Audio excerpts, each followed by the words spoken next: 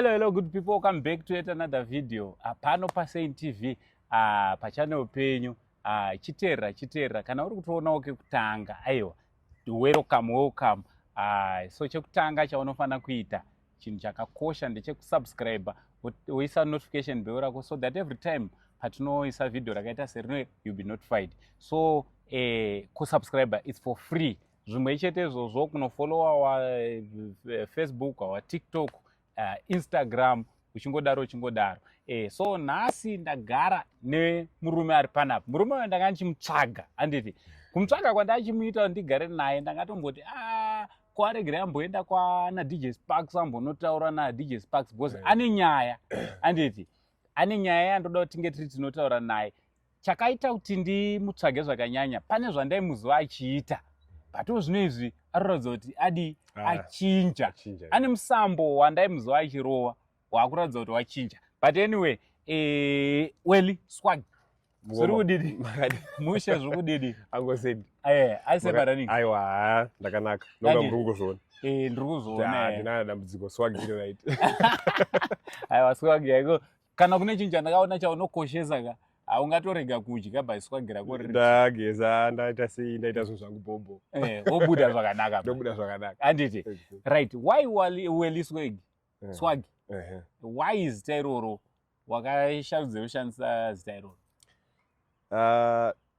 Alright. Inini ndakakura ndichifarira kudhara ndaifarira Tongai Moyo. Alright. Saka mudhara uya munomuziva kuti maitire aita zvinhu zvake ka. Asi wagiranga riripo. Mukomana wekuchena pakona. Saka ndakangoramba ndakadaro unhu vanangotorawo line repi? Iroro. Even mukugeza kuita sei ndonga zvingori zvakangogara zvakadaro. Zvagara.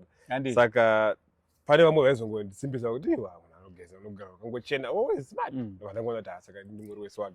Saka rega ndingoti Welly Swag. Handiti. Alright. Welly wewe ndokuziva pandatanga kuziva ka.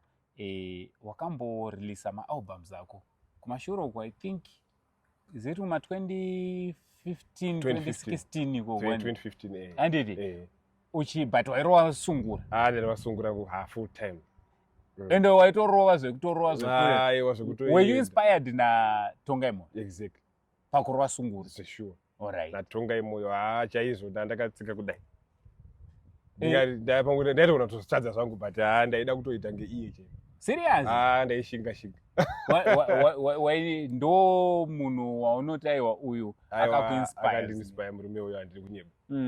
Akandinspire even zvikanzi ndachinja ndaita sei but zvinoona kuti pane zvimwe zvinongoramba zviripo zvisingatobude kungoona kuti ndokulaini kwangu. Ndokulaini kwangu. Wairidza chi? Lead guitar. Lead. Iro raidzwa naTonga iro. Ndo wakabva wati naro futi. Ndo ndoridza jana nasi unorova. Alright. Chaizvo. Alright. Uchitanga kuita zvemusic vanhu havana kuwataka here kuti ari kuteedzera Tongai Moyo chichi. Ndakatorwa zvakanyanya. Zvakanyanyisa zvokuti pane paunotosvika pakuti unozoti ndotatseko ndoregedza but ndikuzokura manje. Unotozopedzisira kutonzwisa kuti kana itonzi ndikuteedzera vanhu aitonzwa ndikuteedzera Tewa. Pane kakutogona kari mandiri. Alright. Kana uri kutokwanisa kuteedzera. Ndikutogona because ndikutokwanisa kuteedzera zvavanonzwa ndikuteedzera nini. Saka ndiri kugona. Pane kuti woteedzera zvotadza kubuda. Woteedzera zvotadza kubuda. Unzi anoramboimba kuti chiko. Otherwise wewe uda kuteedzera Tongai Moyo vanhu vanonzwa ngori kuteedzera mwe muimba asiri Tongai Moyo. Unobva wataura kuti unzi ruro wakanindo. Unzi kuti wakanindo. Iwe uchiti muimba kuti kuteedzera Tewa ini. Saka ukaona wato kuti uri kuteedzera munhu wakuda kuteedzera iwe umva wanzi ndiye kuteedzera zvakanaka. Saka tofara ndikati hayi vanhu ngavataure zvavanoita sei. But ndikuzojaira vanhu vapedza vangozoziva kuti uyu ndo zvaari. Handei paalbum rako rekutanga wakaita masongs mangani? 6. Alright. Wobva zvafamba iwe. Alright. Handei paalbum iroro paiva nemasongs api? Ndachamarangarira masongi iwe Welly. Saka uchandoizo. Vanhu vateereri poita muyenzi ndachamarangarira masongi iwayo. Kakari. 10 years. Kusako kudhara strike but 10 years. Dzakawanda. Dzakawandisa. But you were still young pawaita zvizvo. Sure. 10 years ago you were still very young. Ndatimbana. Saka waisupportwa nani zvese zvawaita because usatambe nekuenda mustudio and 10 years ago mari dzaibhadharwa time iya dzakawanda dzakawanda kuti unziwo warekodha 10 support yako yebva ku inini ndaimira ndoga. Alright. Album rangu rokutanga ndakaita ndoga just because music uchiita chero ukaudza munhu even ane mari dzakawanda zvakadi kuti handiri kuda kudai asati atomboone chaaona kuti ichi zvinonetsa kuti anzwisa kuti une zvaroda kuita. Saka ukamboitawo umbokambaira anozoona kuti uyu anenge aroda kudai omboisawo mbicha. Saka ndakangoita ndega. Yaiva introduction. Ndobva ndangoti rega ndiite ndapedza. Second album ndora ndakazobatsirwa nemurume anonzi Richard Takwana. Aiwa akandibatsira zvokuti ndakatoshamisika kuti zvinhu zvakadai zvinotoitika. Because akandipa mari yekuenda kustudio. Handazokwanisa kuti hangu video but urongwa ihwo hwanga hwapo. Chii chakazotadzisa kuita video? Chakazotadzisa kuita video ndechekuti ndakazoenda kutogadzira rimwe album futi. Saka pakutotsvagwa mari yerimwe album ra2018. Takakazobuda ra2019 but takatanga kutigadzira 2018. Iwe album ra2018 ndo rawakaita launch paredio paNational FM. paNational FM. Exactly. Rikanetsa. Ndiroro rakarira. Aiwa ndiroro. Uchiruzawo pane song ipi yainyanyodiwa nevanhu? Akakweshana masong anga ari ipapo. Paine inonzi Mandimba. Poita inonzi Chengetai Vana. Poita inonzi Pamushikashika. Ungada umbovapa mbichana kuti vazive kuti zvatiri kutaura ndezvipi? Because pane vamwe vanotozwa masongs ako but vasiri kutoziva kutoti ndiwe. Ndizvo. Saka ndombokarova kamwe. Chengetai chingowapa kaintro. Varume chengetai vana.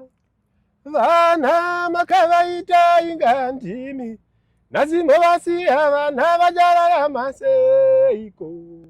Alright. Saka zvichiri rimwe. Aiwa zvichiri. I think vamwe vabva vakabata kasong vabva varangarira. Iwe zvichidaro ameno kunonzi iwewe makazombonetsana naFestival. Is it true? Because vamwe vanhu vanga kuti Festival anga kuti ndiwe wanga uchi inyaya dzechokwadi here kana kuti dzaingoseculated? Vanhu vane matauriro avanoita. I think takaita combined show naFestival. Panonzi paGango uko. Right. Saka taita isusu taifanira kuridza tisu. Saka takanonoka kusvika. Unoziva kuti uchitanga zvinhu zvine zvichirema unotogona kusvika nguva dzimwe wapedza kuprepare kuenda kushow. Inofanira kutanga nguva dzatopera dzatosara kumashure. Saka unotozosvika kushow wakanonoka. Takasvika takanonoka kushow. Takasvika Festival apfuurawo nepo nobva achitoridza ndiwauya wakomana tachitivaridza panapa havana kukwanisa kuita se uya izvozvi taitouya tiri muroad. Ndobva tasvika paipai swaga munoiziva tatakachena. Aiwa tatakachena. Apa mukoma vari pastage. Mukoma vari pastage. Tatakachena. But mukoma vaizviziva here kuti ndiswaga ari kufanira kuzoridza? Handifungi kuti vakaudzwa ini. Vanenge vasiya. Havana kuudzwa. Ndobva tatodai nobva wambomira kuridza vataenda pastage because mukomawo vaitongofamba vachiita madhirava vaitoti ndongangori nemukomana webhendi vanenge 2 vanga vasinganotouyawo pashow. Aiwa vaitongopfuura unobva wangowana zvinhu zviripo unobva watongonzita se chitorowa asi kozi takadza riripo unoona ngoimba kachiro nemike chete. Ndobva tazojambirawo pastage ndokuridza kwatakaita takafadza vanhu. Saka vanhu vakazongoda kutaura tauro usirizo but ina handionisi kuti pane chakaitika because vanhu vanga kufunga kuti isusu tauya zochallenge achi mudhara kana kuti kunetsana because mudharawo show yanga yakanzi ndiani ndeyako. Handifungi kuti mudhara nanhasi atomboziva kuti show iyo yanga iri yeba. Hatina kuzomboka takataura nyaya iyo tangoti zvina basa isiri vafana todosimuko garisana nemaelda vaite zvaita because vanhu vakanga vozotaura kuti zoni pane kukwesherana kwamakaita nenyaya yestage here iwewo uchinzi wakazoburutsisa mukoma pastage pawakasvika. Ndosaka ndati nyaya iyi tigare taidi vakatoburuka nguva yavo yanga itokwanei kutoti vaburukewo zvavo panguva iyoyo patangosvika. I think vakataura nemuridzi wenzvimbo ndobvanza pa vakomana vazosvika chimbovapa yomboita vamborovawo ndokuita katakaita handingati zvangu takaburutsisa pastage mudhara. But kana zvirizvo zvakaitikawo ndizvozvo but ndizvozvo but hazvisirizvo. So that takazoita futi takazosangana futi namudhara mustudio kuStar FM tiri musame session. Saka vanhu vanazonzwisa kuti vanhu vanofamba seko mabhendi aitwe kuti 1 because takazosangana musame interview. Zvokuti muimba yekuinterview indova ndau yomuinterview tese pamwe chete. Saka vanhu vakaratidza kunzwisa kuti zvinhu vanhu vapamwe chetere kana kuti I think vanhu vakaramba vachingorina maquestion. Because pamwe pakatozombobuda futi mashoko aitaura kuti zvoni iwewe wakanga uchitofanira uchiimba naFestival but wakazobuda nevapana vavaituchena navo muchitamba veva hanzi wakatomutorera ndiwe vakomana webhendi. kana vanhu vanga kutaura zvausiri but ndisingazivi kana kuna vamwe wakabva ikoko because vakomana mabhendi zvavanoita vere vanofamba anotodai so nhasi ari kubhendi homberi kuti unotoshamisika atoya ikoko kuti waya kuno wabva kubhendi koenda votanga kutaura maproblems avo no kubhendi kuya kwako ndaizonzwa ndichinzwa saka ndangoti rega ndiuye kunoku kune future ndio mashoko azhinji avanowanzotaura vakomana vanenge vaida basa vanotaura zvakashata kwavabva zvakashata kwabva kusimbisa ini bo ndikanzwa kuti example tomboti imi muri mimbi muhombe angoseni munhu wobva kwambononzi ndabva kwangoseni hanchada angoseni dai panyaya dzemari avabhadhari ndauya kunoku iwe unoona kubva watongoti saka ndakatoipaka ndiri kupisa uchishanda naye 1-2 ukamupa nhasi mangwana ukashaya akutoenda kune mwe utoti swaga aiti inzara saka ndo I think ndo mafambiro azvaingoti vaikona kungobva ikoko woya kwangu nechinangwa chekungoti varutsvaga zvavo kwete kuti ndavabvisa uko kana kuti kupi kana kuti kwapita kana kwana vaingouya alright. Saka pawakanga uchirova iwewe mimhanzi yako ndiani muimbi mukuru akambokudana kuti mfana uya panapa ndizombokubatsira kana kuti wakamboaprocha kuti Mudhara ndinoona zvandiri kuita uyu? Wokutanga semunhu aifarira Tongai mumwoyo ndakatotanga kutsvaga mukoma wangu Peter. Alright. Mukoma nyangu yakadai but ukama hwedu wangu wakaita sekunoti taramukei panguva yacho bozi hamuna kunzwanana. Tinonyatsokunzwanana zvakanaka. Why? Chikonzero chaiva chii? Ndakatozoona kuti inini I think ndine problem because age. Amwe introduction yandakazvipa kwaari haana kunzwisisa kuti ndiri kuzama kuti chidzi because language chaichai nekukura inochinja. Pamwe ndakataurawo sirizvo kuti pamwe ndangosvikawo sirizvo ndisingazi so munhu wandakazonge ndichitaura naye zvakanyanya tichionesana soita so ndiSimon Mutambi. Nguva refu nanhasi ndinoda kutomutenda nekuti anondibatsira nemazano ende ndinodzidza zvinhu zvakawanda pari munhu anoita zvinhu zvakari serious. Basa rake anoita zvinhu kuti ukatomutarisawo unongogutsikana kuti ndikatora line iri ndogona kubuda zokuti ngodzenguva hatoziva ndikutaura ndinchifunga ndichimuona handinchifungei but ndozvandotofunga panototaura naye kuti zvakamira zvakadai anondipa mazano even pane songo yatazoita iri kupisai akatondibatsira zvakanyanya. Alright, ndoda kuti tikapedza kutaura zvatinoda kutaura apa tibve taenda kusongo iri kupisa because uri kuti akakupa mazano but haisi sungura kasongo. Aiwa haisi. Saka toda kuzopedzisira neipapo. Toda kuti timboclear air pakati apa pane zvakawanda zvaitika pa 10 years kubva pawatanga musical journey yako. Iwewe anditi ndinoda kutongozivawo. Ndizvo. Iwe wakambowiniswa motikari iwe. Warova mangoma wakambowiniswa chi? Kwete winiswa kupuwa. Wakambopiwa motikari yaiva Prado anditi? Land Cruiser. Iwewe. Wakazodii pepe motikari yayi mushure meunge waitora wakazodii zvakazofamba sei? Mota handakutoizoitora. Ndo chekutanga. Aiwa, asadaro. Ndikutokutaura rega seAgosi. Mota handakutozoitora. Nematauro yakaitwa kunzi mota yaivapo kapepe. Mota yakataurwa baba. Ende mota ndakatopiwa. Makii ndikatotambidzwa. Aiwa, ndosaka ndiri kuti yaivapo pawakatambidzwa. Yaitovapo. Taitori nayo. Vatsanangurira kuti chii chakaitika panyaya yemota uti zvii zvanga zvaitika maiva pai zvobva zvadii. Right. Album ra2019 iro rainzi Difference kana pamushikashike. Richibuda ndakabudira paNational FM. Iri album launch. I think ndakaita munhu wenumber 2 kulauncha paNational FM. Alright. Saka talonja musi welaunch pane mukuru akanga achindibatsira kurekodha kwatakaita album iroro nekusvika pakunoriburitsa kwatakaita pane pashanda chikwama chikwama chechishanda saka aripo aitibatsira unenge uchichitaonekwako bhozi kubatsirwa kusi kuitirwa saka unenge saka takasvika pakuti takuenda kuredhiyo kunolauncha chi album album ralaunchwa nobva afona anakirwa mukuru ari kwanga ari kati arega ndiuye kuredhiyo ndozvinogoneka ndiuye kuredhiyo.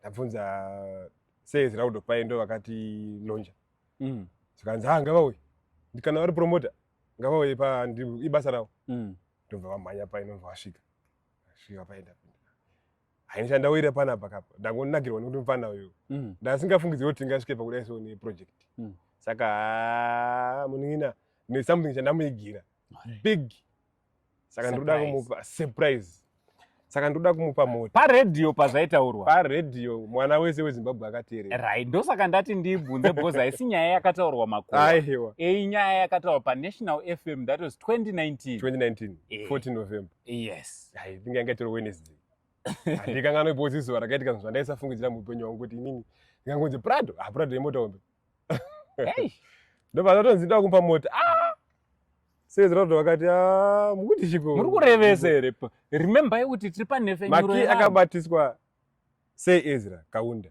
maki kunzi maki tambidzai mukomana maki yemota izvezvi chibva pana mangwana tiri kuenda naito vatanopedza nyaya dzekuownership exactly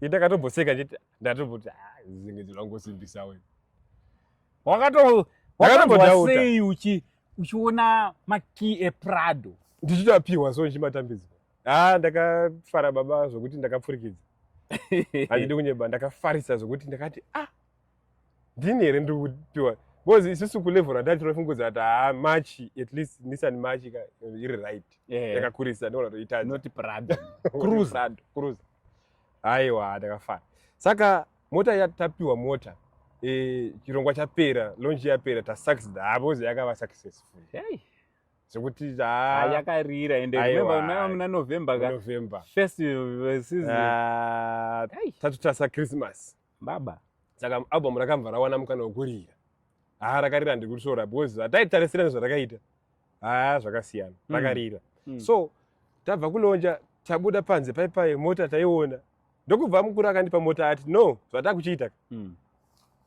because atagara taine imwe mota yake alright inobva zotera nechi nePrado ati aiwa no ndandatende but akati ndindarandi yakatedza zvikanzi aiwa nsikwenda iko ndindi kuredio ndaimeka kuredio tazogaragara taparedio ndopakazoti aiwa ndoda kuwe ndokuzova inobva ati mota saka takati tatobva nemota yake iri hufu ndobva tazoenda nePrado ndobva iye azova nePrado ndobva asikoti zvotochiita hufu indi zvataina fiwo chidzokerai nehufu inini ndakunya nePrado kwandiri kuenda ndodzoka mangwana exactly ndoya nchikutora tavadata sei tanopedza nyaya yacho it's okay wapinda muhufu tapinda muhufu tadzokera kwandotambira indiri kutora bablas tadzokera kutora bablas kwedu kuchiri kumbudzi kuri kumbudzi roundabout tadzokera kutora bablas paya zuva ranga ratonovira tasvika tagara mota matoenda nayo yakapaka takaenda nehufu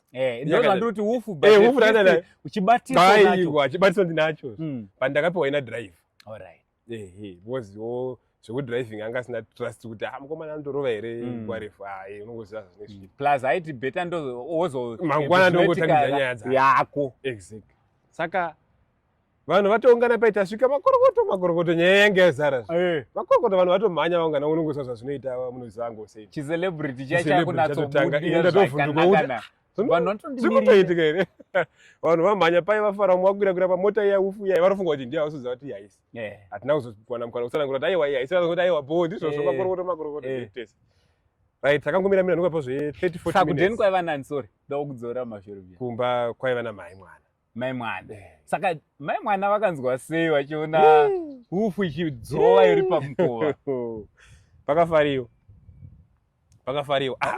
apa yaidzova iri kutora bablas ndokwandaishandira ndokwandaitambira tichizobva tozoenda kumba futi takasvika ingori futi semuchi awakarira vanhu ndokubva vanhu havana kurara aiwa vanhu havana kurara kana makozi aiwa ndikataura zvakawanda makorokoto ndakasangana nawo sokuti ndichiti ndizambe kusanangura vanhu zvakazodai vanhu vanofunga kuti sekuti mavakagadzira drama ndosaka tati ndasika neniwoka zvanga zvichindinetsa nekuti vanhu vanga vachitaura kuti vakomana vane mabhidhirira vakamboita ndosaka ndati nyaya itidi tibvunze ijeke svike kwavari exactly saka takamira paipepa takasvika patarapapa roundabout pambudzi paya zve40 minutes vanhu vachifara vachiita sei paipai vamwe wacho vane mari dzavo tasoita so takuchinobuda handisina drive mota yanga ina driver dzatapiwa takuchinobuda bhosi takangozi handitotori road yakadai mota yangobuda yotasako pakuchibuda inobuda ichipinda paifuti muroad nereverse time yakapinza beki nereverse nobva yarohwa nekombi beki hufu iya yemukuru mai hufu iya yemukuru zvandikutaura zvine mawitness vakazviona zvichitoitika ndobvati pam indiatori pasaidi payo zvokuti ndakatosanganiswawo nechi negumo ndandiri kumashure ndichida kuti kumisa mota dzaiuya kuti nditi hamirai toda kuti tokubuda kudai nobva yarohwa pasaidi nobva yapwanyika nobva ana yangu yarohwa saka mai totaura chiti maona but still driver handisi ndikuita seso ndidriver ndewavo chirega ndingofona kuti mota taita sei tarovera kunoku no handafona tarovera kunoku mota soso zvakanzi aiwa don't worry dai munopaka kumba havana kutomboita kana hanzi don't worry dai munopaka chi padeni tichazosangana time ndichava time ndiri busy alright abo mukuru vaiva nezvozvokazhinji akana kumboita problem mari yakanaka mari yakanaka saka takatonopaka mota kumba zvakanaka ndobva tatorara tikazoti mangwana ndichamuka ndichitsvaga mukuru vamuka sei zvakamira sei todi toenda kunoita zvatakawirirana zvavakandirimbisa saka takatosangana mukuru unobva wanditi uri kuona muneng'ina handidi kunyeba zvatoda kuita izvi zvakanaka danga ndakaita decision yakanaka but ndichitarisawo nekumbopfugama kwandaita because mukuru anonzwa ngoni 100%. Saka ndichitarisa inini nemaonero andaita pane zvandasangana nazvo udambotanga wambocheneswa iwewe wacho pachako tsaona yakaitika nezura yange kanangana newe koini papi zvikanzaiwa zvakawanda zvinoda kutoitwa zvokuti akatangotsanangura kumadzidza munyaya dzakadai ndikatogutsa but hazvishuwa zvamutaura izvi ndiri kutomboita ndichirangarira kuti zvishuwa ndezvimwe zvose zvandosangana nazvo muupenyu saka iwewo zotochiita pamota tichagona kuzongotikaona mukana tonochinja zvedu ownership yogara iri musina mako but mota handisi kukupa ndichagara nayo womboshandwa iwewe wombotanga washandwa first chero ndikaza kushanda inini asi ndichaita zvokuti pawane vamwe vanhu vanoita sei vanokubatsira vanhu ndikaita ndirini unofunga kuti pamwe tajairana alright saka rini tozotaura nyaya yacho tozonge chingorangaridzana ndizvona nhasi unowu tiri kungorangaridzana ndakazosvika pakunyarara ndaona kuti ndandonga zvekwangu zvakatooma saka mota haina kutozobuda mota haina kuzobuda kanawo mari mbichana re ndiri kunyemba ndakatozosvika pakunzi aiwa zotochiita iwewe chirega tizokutsvagira ngatingokutsvagira kana mota diki kwete prad chirega kutsvagira mota diki yekuti ungoitawo zvaunoita but handisi safe pakukupa mota airamba chizokurodzana handisi safe ndandangoti it's okay zvinenge zvangobuda musarudzo ndozvinongeta zvatinongoita so kanjani feeling yekuti wombochibatiswa chobva chapa muromo chatiza zvinorwadza even kuhama neshamwari uchida kuti utsanangure kuti asvazodai ndo zvakazoitika iwewe nyaya dzako hadzinzwisiki upesa usingacha vanhu vasina trust newe pazvinhu zvacho so ukazobuda paina zvandaitai kuzazojekesa nyaya I think vamwe vanhu vanga nemibvunzo yakawandisa ndinomwe wachona ndaida kutonzwisisa utoti pataisangana pese maingoti zvaindinetsa motikari iripi mota iripi toizva because motikari wakapiwa pachena papublic panational radio hatingatarisa kuti munhu angauye okunyepera panational radio anditi zvangofanana mazuva kuna vakuru vari kupa vanhu chinhu vakatongonyora vari kubva vatoti goendisinhingi gwenzi madzibaba munhu otodi otopiwa mota yake aiwa ndofunga ipapo hama dzangu manzwa mukomana ajekesa achiregai kumubvunza zvemota akuudzai side rake restori rezvakadii zvakaitika handei 2025 wabva wakurova iafrofusion kaendaaafrofusion indakatomboti ndiye here mukomana akuimba najamaster zviziviti wachinja here wapanduka here handingati ndapanduka handiri kunyeba kupanduka handina asi ndangoda kutiraya kuti nekuti kudzidza zvinhu zvakawanda kwakanaka ndirimwe zuva unosvika pamwe panhu pasingade kuti unge uchiunganidza vanhu vebhendi, werhythm, welid guitar, wemadrums, panoda kungoti ungoimba iwewe. Alright. Unenge uchizvigona, saka fanira papa ndinozvigona ndakutorowa. Wazonipa mic izvo zvinotokumhanyira ika ipapo. Serious? Saka saka ndo imwe advantage ndakaona kuti hakusi kuchinja, kungotsvagawo maadvantage muupenyu, asi so far ndakumbomhanya nechi Afrofusion. Kusungura, because you are doing well kusungura. Why wakuda tichitarisa futi kuti the likes of ana iwo wakakuinspire Tongai Dewa Moyo, may his soul continue resting in peace. Yes, sure. Zuva vakafa ndinezo. Makore afamba. Tichitarisa kuti zoni mukuru kwavariko kwavanenge vachitofara kutoti aiwa tine vakomana vamwe watikainspire, and then we turu wabva wapanduka.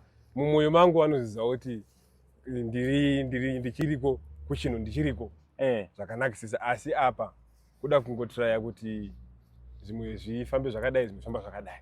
Saka kureva kuti are you hoping kuti uchazoita futi album resungura kumberi kana kuti? Ndine rimbo iyoyo zvakanyanyisa kuti nekugara ndinoda kuti ndiite album resungura, nekuti ndine maalbum anosvika 5 esungura andinawo ndakachengeta. Alright. Zokuti ndichatomboona kuti ndiani ndingazoti imboimba. Alright. Unokwanisa kutorinawo munhu. Zvakanakisa, nditorinawo masongo aripo. Maalbum anosvika ma5. Saka ndakazongoti last year ndo pandakatanga kuti ndakazombotorai kunyora songo dzakadai. Ndakaona dzikutova dzakawanda. Alright. Saka pane andinawo anosvika kuma 100 something ndo pandangobvisa 1 inonzi handikendenge vandatirega ndimbo record. Ndobva yapinda muvanhu vari kuti handikendenge. Vamwe watone ma-t-shirts. Akanzi handikendenge. Saka tichitiudza tipedzisa yedu. Ndoizva toda kuzogara futi pasi tichitaura about the journey yako. Industry iri kutrita sei? Tichitarisa kuti wadi wabva wanga uchiimba sungura, wakuru waAfrofusion, wabatirana nana Jam Master, iri kugamuchira sei?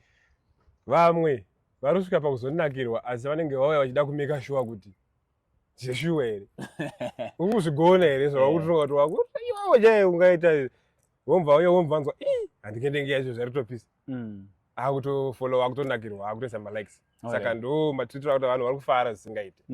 Vanhu vari kungofara sofa, macalls kana mamessages kana kusangana nevanhu chaivo kwandiri kuita. Vanhu vari kungotaura kuti song iyaya. Even pandatopindawo nemutauni apa ndichipfuura nangu ndanzwa ichitoudzwawo pane zvimwe zvinzvimbo zviri zvitatu ndikati isongo yangu here. Vanhu havana kutaurirana, umwe angosangana kungosangana yakutoridza. Ndokunonzi kurira. Ukaona uchiridzwa mutauni muya. Saka zvotoshamisa kuti zvotoitika zvokuti songo inotorera Harare pairi patatu, utonzwa kuti apo neapo neapo. Utozotiza kuti vangandione kuti ndini. Because vanenge vakaisa mascreen, wotozoona ndichingonosvika vanobva vatarisisa kuti asi munhu ari kudarika. Sakaita nevidhio ka. Ukatoenda paYouTube sokaona kuti Welly Swagger inobuda vidhio racho zvese ipapo mubva waona vidhio racho zvakanaka zvokuti vanhu vari kuti So how was the experience yekushanda nevanhu vakaita saJamas? Uye ndiani akaproducer this specific track? Project yakaitwa naSimblex. Simplex Music, Simba. Bana pagwerwa. Exactly. Saka Simba ndakaita project. Then takafishana Jamaster. Jamaster ndizve same akaita video. Alright. Ane mwedzi dzake dzaanenge achiita company yake inonzi Versatile. Alright. Yemavideos. Ndiye akabharova video. Alright. Inonzi Red Cat kumberi. Saka utasa pavidhio ipapo vanotobuda pakanzi Red Cat. Alright. Videos ndiye akarova. Saka zvinhu zvakanaka because ukaona munhu ati maita collabo obva ati ndiri kunzwa kuti dai ndaita inini video racho futi. Tibatsirane pavidhio. So even iwo pamwe ane kamera anotora futi yawo odai kusanganisa pati zvinhu zvese ari ndiye futi ari kuzozviita, ari kuinjiniya nyaya dzacho. Zvinonakidza kuti yandokwanisa kutoita nemwoyo wese pazvinhu zvakadai. Kustudio kwacho chamwatoita sei ngouya hande tinoenda kustudio tinzwe song ndasemble iyi song yakaipa hande tinoita chi tinoita song tatoenda kustudio pai song yatorowa zvokuti toshamisa kuti akutorekoda Jamaster inda atogara pasai kuti ngoma atorowa atopedza zvakamira sei hapopo song yatobuda zvakanaka zvokuti shamisika kuti simple Kwanga vamwe maartist wana vanotiza kudai kutsvaga unotozopesa watera nemaiki kuti amdari chiimba iyo ndakabata ndiri panapa ndinoziva kuti adidi. So kune vane ngada kushanda newe uri open here kune vamwe wangati aiwa isusu toda kushanda newe, uye kana wakasununguka masocial media handles ako akamira sei, kana pane nhamba dzaunobatika kana dzinobatika management yako vangakubata sei? Social media kungonyora kuti Welly Swagger. Welly Swagger, SWAGGER ndo Swagger yacho. Inobuda video nyowani nemamwe aya ekudhara aripo futi. Aripo futi ipapo, but so far tiri kumhanya zvedu nechi nehandike ndenge iri kupisai. YouTube, Facebook, Spotify, amaplatforms ese, Instagram, ingori Welly Swagger chete yakutobuda zvakanaka ufani. Saka ndo mamira zva namba dzekufona vanenge vaida kufona because ndoziva kuti vamwe vada kunyatsobvunza zvakakwana plus mashows. Inini mashows ndinorova. Mashows ndoziva mashows akona but inini ndiri kuda kuuya pauchaenda kusungura. Aiwa ndizvo handiti, but uku Afrofusion uchiri nemasongs mashoma atakafamiliariza nawo akanyanya ndechi isungura. Ndoda kuuya zvandiri kuita manje inini angu kusungura pamalive shows angu ndiri kufadza vatsigiri vangu vese. Vari kuuya vakamirira Afrofusion vanobva vakazvimbirwa, vari kuuya vakamirira sungura vanobva vakazvimbirwa. Saka uri kupedza sungura ndiyacho ndinorova iri mubhonzo. Aiwa kusungura ndoizi. Saka namba yangu yekufona i 0783 470 624. 0783 470 624. Namba iyoyo kungoibata chete takutokomunicata. Ndo idzo dziri pascreen idzo dziyezi. Exactly. Aiwa Welly indirega ndichikurega nditi inini indoswera panapa. Saka ndine tichitoda kuti titoswera tichitaura tichirova nyaya kusvika kwachena muchibvunza kuti zvakamira asi nyaya yemota hayo ndakujekesera imari motikari yajeka kuti zvakafamba sei. Aiwa tikasangana achabvunze zvemota takutomirira dzimwe dziri kuuya nekuda kwemaworks auri kudi auri kuita. Aiwa muri yeZimbabwe, thank you very much nekusupporta. Hande tinosubscribe, hande tinofollowa, hande tinoita kuti mukomana uyu ange ari anoramba achienda mberi pabasa guru raagara raari kutoita nechekare. Isusu tongosvika tichisupporta tichimupawo mashows basa richienda mberi. Nyaya dzese ndofunga dzapindurwa neniwo ndachida kutodzinza kuti what really transpired, but now maanswers taanawo. Aiwa zita rangu ndinonzi Uncle Saint, chanzvadzi chamai venyu chigotwe mumba mana mama. Ndanga ndichikurukura ndina Welly Swagger pazuva ranhasi. Aiwa for now tichiti it's much love and God bless.